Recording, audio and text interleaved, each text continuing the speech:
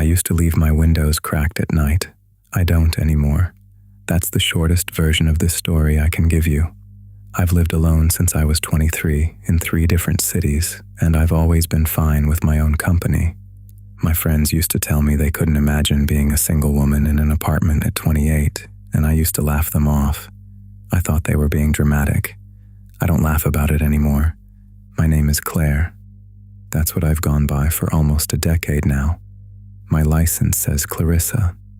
My parents gave me that name, and I used it through high school, but by my sophomore year of college, I was introducing myself as Claire to anyone who would let me. By 22, it was on my email signature, my resumes, my freelance invoices. My old landlord had no idea my legal first name was Clarissa. The only places that still carried it were my license, my passport, my taxes, and my mother's Christmas cards. Nobody in my adult life said it out loud. That detail is going to matter more than I knew at the time. I work as a freelance copy editor. It's a good job for someone like me. I can work in pajamas, I set my own hours, and the only people I talk to during a normal week are clients over email and maybe the barista at the cafe 3 blocks from my old apartment. That cafe, I'll call it Foxtail, was the anchor of my week. Every Saturday morning, 9:30 on the dot, I'd walk there, order the same oat milk latte and cinnamon roll, and spend 2 hours reading on the back patio. Sometimes I'd edit a small project. Mostly, I'd just sit. It was my ritual. Some people have church. I had Foxtail. The apartment I was living in at the time was a 2nd-floor 2-bedroom in a quiet complex that skewed older. My neighbors were mostly retirees and a couple of grad students. I'd been there almost 4 years. I knew the mail carrier by first name. I had a sense for the first time in my adult life of being rooted somewhere. I liked how my furniture had settled into the carpet. I liked that I didn't have to think about where anything was anymore. The first time I heard my name, it was a Saturday in early spring. Foxtail was busier than usual. Some kind of spring festival happening downtown, the café catching the overflow. I'd already finished my latte and was halfway through a manuscript when I got up to use the restroom. On my way back to my table, a man I'd never seen before turned in his chair and said, "Clarissa." Just that. Casual, almost warm, like he'd been waiting to catch my eye. I stopped walking. It took me a second to register that I'd stopped. The man was maybe mid-30s, clean-shaven, brown hair, gray pullover. Nothing remarkable about him. He was smiling like we'd caught up at a wedding once and were seeing each other across a crowded room years later. "I'm sorry," I said. "Do I know you?" He tilted his head a little, like he was reading my face. Then he said, "Sorry, I thought you were someone else. My mistake." He turned back to his laptop and that was it. I stood there a second too long. Part of me wanted to ask, "How do you know that name?" But the moment had already closed. I walked back to my table and sat down, and my heart was doing a little skip I didn't understand. He was working, headphones in, like he'd already forgotten me. I tried to focus on my manuscript. I couldn't. After maybe 20 minutes, I packed up and left. When I passed him on my way out, he didn't look up. I walked home and told myself what anyone would tell themselves. It was a mix-up. He'd been texting someone named Clarissa, had seen me at the same moment, and his brain had pasted the two together. It happens. People say names out loud. I'd watched my own mother call me by my sister's name 1,000 times. That night, lying in bed, I did go over it one more time. The weird part wasn't that he'd said a name. The weird part was that he'd said the name nobody in my life uses. My mother, a few times a year. Clients working off old paperwork. That was it. I fell asleep telling myself he'd probably been waiting for a different Clarissa and I just walked past at the wrong moment. I almost convinced myself. The next week came and went. I worked, I took walks, I called my sister. I didn't think about Foxtail Man, not much. And when I walked into the cafe the following Saturday, I'd honestly forgotten about him until I saw him. He was at a table by the window this time, in the same gray pullover. He looked up when I came in. He didn't wave, didn't smile, just watched me order and find a seat on the patio. I felt him watch me the whole time. I told myself I was being paranoid. The cafe wasn't huge. Of course, he'd remember me from last week. About 15 minutes later, he walked out onto the patio with a fresh coffee and sat down 2 tables from me. He set his cup down and said, still facing forward, "How's the manuscript coming along?" I looked up. He was looking at me now with that same soft, patient smile. "Excuse me," I said. "The manuscript," he said. "You were reading one last week. I was curious." I told him, I don't remember what exactly. Something short, something polite, some version of, "Oh, it's going fine." I was trying to think of a way to leave without being rude, which is a very stupid thing to be prioritizing in hindsight. I was still in the mode of being normal. He nodded. Then he said, "I bet your building doesn't get much light on Saturdays. You must like getting out." It took me about a full second to understand what he just said. My building. He'd mentioned my building. I had never told anyone at that cafe where I lived. I don't think I'd ever even told anyone at Foxtail my first name. My card just said C. Bennett on it. I gathered my things. My hands felt disconnected from my arms. I said, I think, "Sorry, I need to go." And I left everything on the table, my coffee, my napkin, a pen I liked. As I was walking through the door, I heard him say, very quietly, "Take care, Clarissa." I didn't turn around. I walked the long way home. I took 3 different streets I normally wouldn't take, watching the reflections in shop windows the whole time.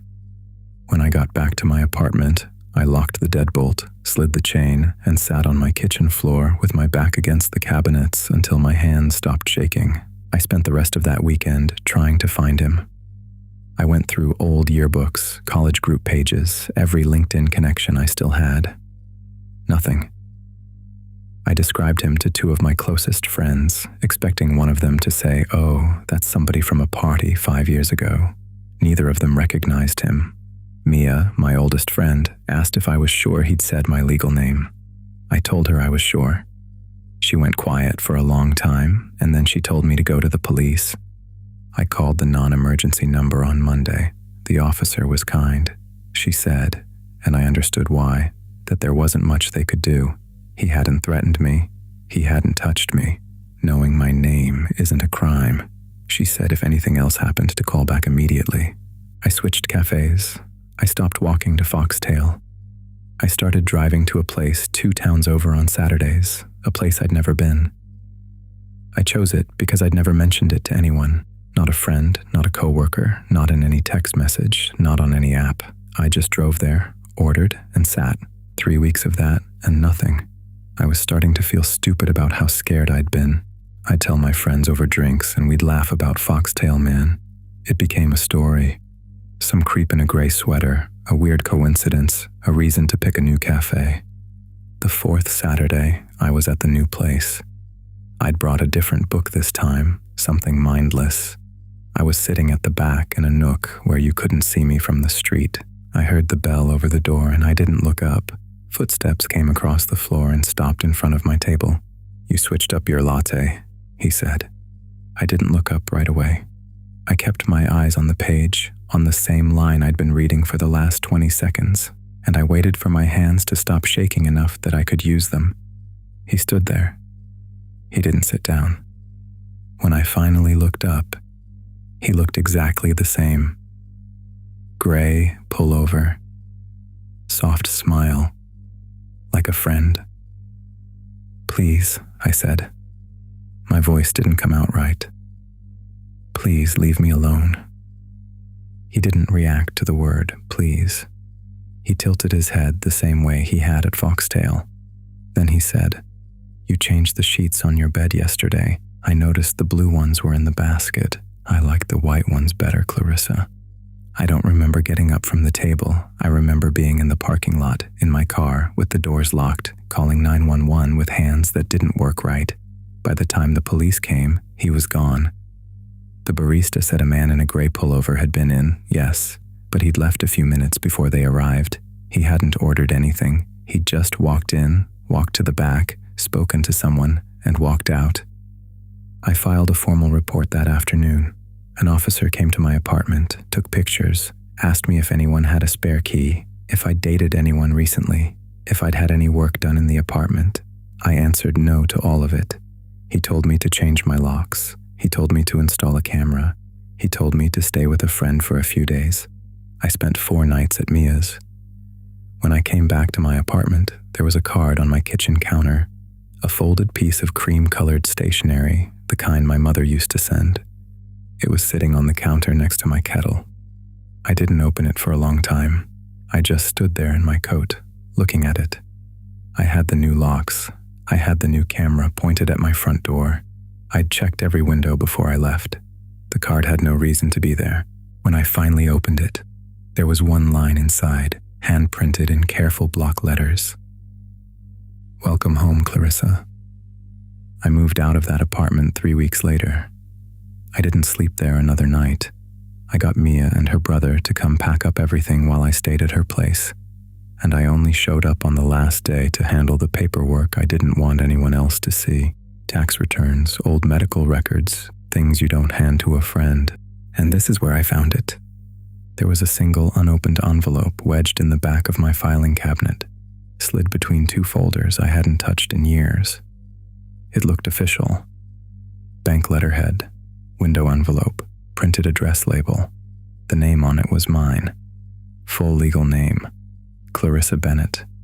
The address on the envelope was a house in a town I had never been to, in a state I had never lived in. I almost threw it away. I assumed it was a scam or a clerical error, but something made me open it. Inside the envelope were 2 documents. The first was a quarterly statement for a regular checking account at a bank I had never heard of. Account number, statement period, transaction summary. It had my full legal name on it. The second document was a folded page that had been tucked behind the statement. I almost didn't notice it. It looked like some kind of internal customer profile sheet, the kind of verification document banks generate for their own records.